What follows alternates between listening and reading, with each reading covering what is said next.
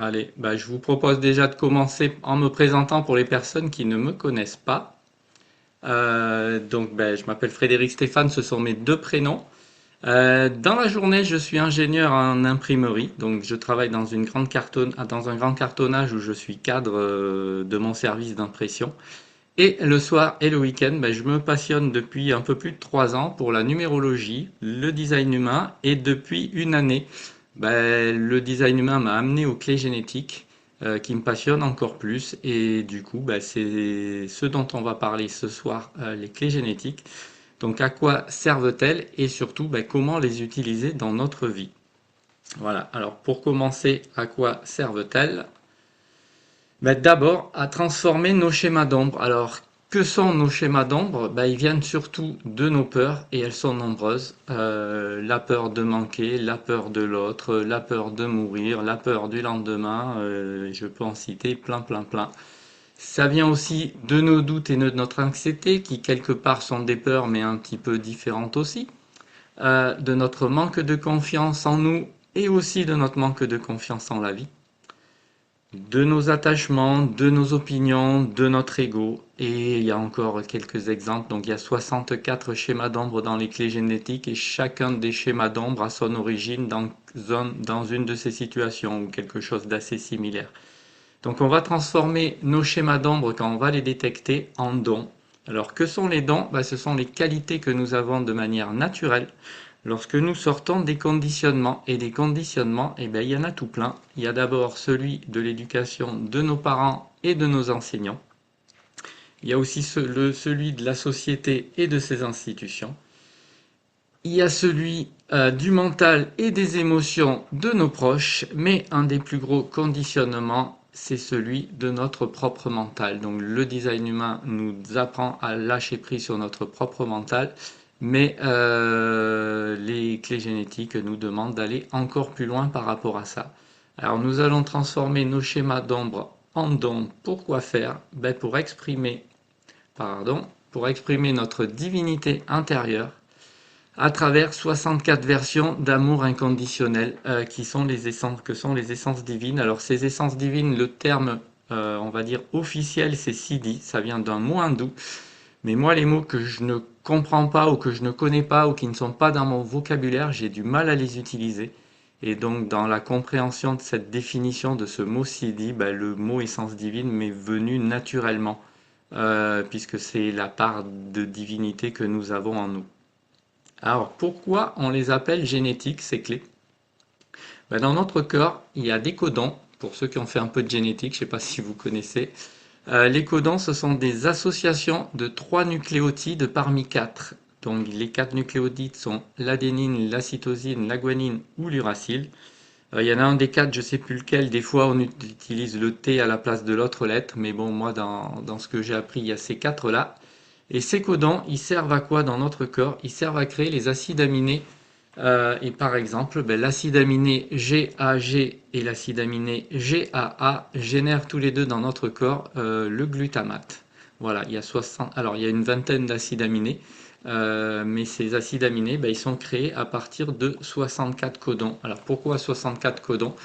Comme il y a 4 nucléotides et qu'il faut les associer par 3, on a 4 puissance 3, donc 4 fois 4 fois 4, qui font 64 codons. Donc ça, c'est de la science. Et dans les clés génétiques et en design humain, nous avons 64 portes et 64 clés. Donc on a forcément chacune des clés génétiques qui est associée à un codon. Donc, en ne plus exprimant nos schémas d'ombre d'une clé génétique, qu'est-ce que ça va faire? Ça va participer au meilleur fonctionnement de la gestion des acides aminés dans notre corps. Et c'est pour ça que notre santé va s'améliorer. Donc pour tous ceux qui ont foi au fait que nos pensées et nos émotions influent sur notre santé, là on a, on va dire, un début d'explication sur qu'est-ce qui se passe dans notre corps quand on est dans l'ombre, quand on est dans la peur, quand on est dans le doute. Quand on a un ego qui s'exprime trop fort, ça vient perturber le fonctionnement de notre corps à travers ces fonctionnements d'acides aminés, les fonctionnements des organes et la maladie se déclare. Alors, comment utiliser cet outil dans notre vie? certains d'entre vous connaissent peut-être le livre de Richard Rudd, Les clés génétiques. C'est le seul, enfin un des seuls livres qui est traduit en français. Il y en a un deuxième depuis c'est l'année dernière. C'est le livre officiel. Ceux qui l'ont lu ben, vont trouver comme moi qu'il est plein de sagesse, mais moi quand j'ai eu ce livre dans les mains, ben, j'ai pas su quoi faire avec. Vous avez aussi disponible sur Internet le profil hologénétique qui ressemble à ça. Bien, que signifie ce schéma? À quoi correspondent ces sphères? Que faire avec? C'est ce que nous allons voir aussi ce soir. Mais pour bien comprendre les clés génétiques, eh ben, il faut lire d'autres livres qui ne sont pas traduits en français. Donc vous avez 3 livres pour les 3 séquences. Je vais vous détailler les séquences. Un livre vert qui parle de la séquence d'activation, un livre rouge qui parle de la séquence de Vénus, un livre bleu qui parle de la séquence de Perles. Donc j'ai traduit ces livres pour pouvoir étudier et j'ai, on va dire, résumé leur contenu à ma façon pour vous transmettre ça en accompagnement. Les autres livres disponibles qu'il faut aussi maîtriser pour y arriver, eh ben, il y a l'autre livre en français depuis l'année dernière, L'art de la contemplation.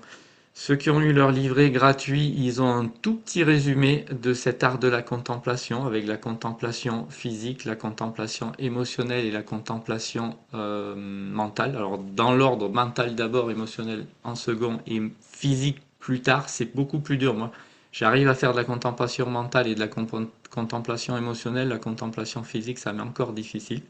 Mais en s'entraînant, ben, petit à petit, on peut y arriver.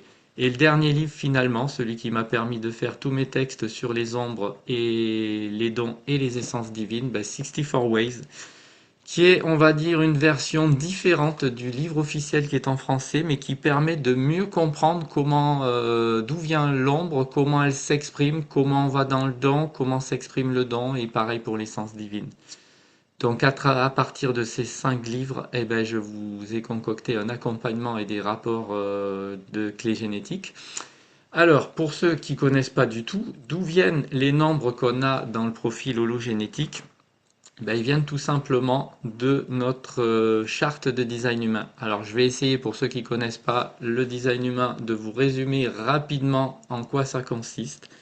Vous avez une colonne personnalité où sont positionnées les planètes à notre date de naissance.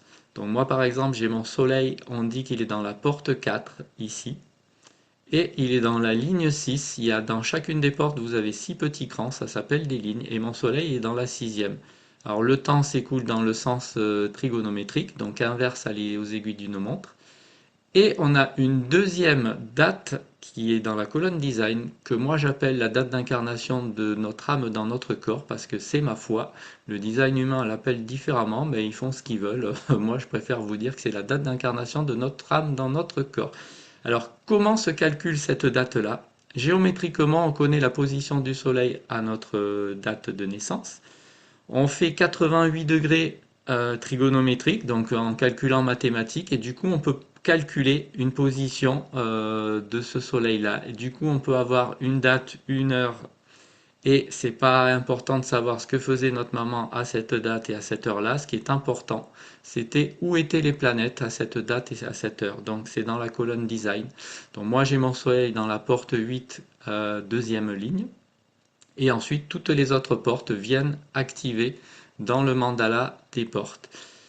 Les chiffres que vous avez là, eh bien, on va les retrouver dans les clés génétiques. Hop, donc j'ai repris les deux mêmes colonnes. Vous avez en vert les sphères qu'on va voir dans la séquence d'activation. En rouge, les sphères qu'on va voir dans la séquence de Vénus. En bleu clair, les sphères qu'on va voir dans la séquence de Perles. Et il y a une nouvelle séquence que je ne vais pas aborder ce soir parce que pour le moment il n'y a pas de livre et la formation officielle, j'ai pas le temps de la suivre, qui sont une sphère, enfin une séquence de perles étoilées que j'explique un petit peu sur mon site internet. Voilà. Donc sur votre profil hologénétique que vous avez sur votre livret gratuit, vous avez vous avez vos sphères. Bien, dans la sphère œuvre de vie, c'est tout simplement votre soleil de naissance. Dans la sphère d'évolution, c'est votre terre de naissance, et ainsi de suite. Donc je vais de toute façon dans l'accompagnement vous rappeler ces informations-là. Mais c'était pour connecter les chiffres que vous avez dans votre profil hologénétique par rapport au design humain.